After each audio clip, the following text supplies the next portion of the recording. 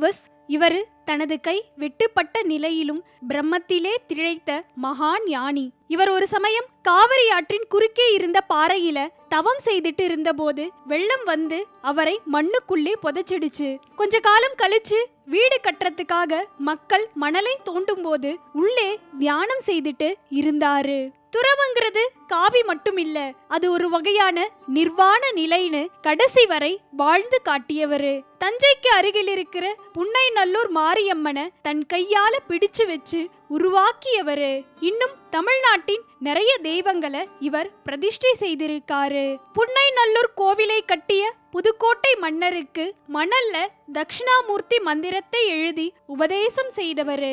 அம்மணல் இன்னும் ஒரு தங்கச் சிமிழ்ல புதுக்கோட்டை அரண்மனையில பாதுகாக்கப்பட்டு வருது.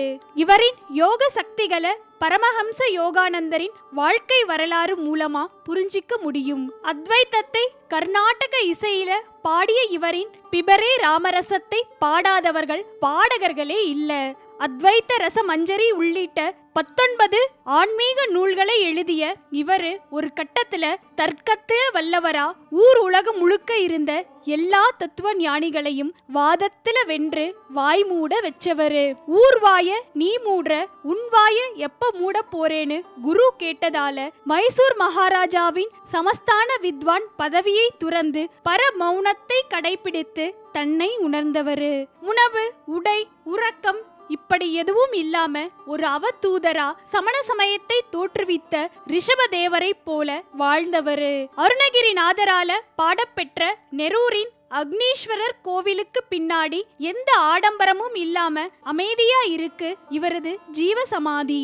மற்றபடி 18ஆம் நூற்றாண்டுல கும்பகோணத்துக்கு அருகில சோமநாத சாஸ்திரிக்கும் பார்வதி அம்மையாருக்கும் சிவராம கிருஷ்ணன் எனும் இயற்பெயரோடு பிறந்து இள வயதிலேயே திருமணம் செய்துட்டு வேதாந்த பாடத்தை படித்து பிறகு பிரம்ம நிலைக்கு உயர்ந்த சதாசிவ பிரம்மேந்திர சுவாமிகளை பற்றித்தான் இவ்வளவு நேரம் பார்த்தோம். இன்னும் இது போன்ற ஆன்மீகம் சம்பந்தமான உண்மைகளை தெரிஞ்சுக்க மறக்காம டெம்பிள் ரகசியம் சேனலை சப்ஸ்கிரைப் பண்ணுங்க.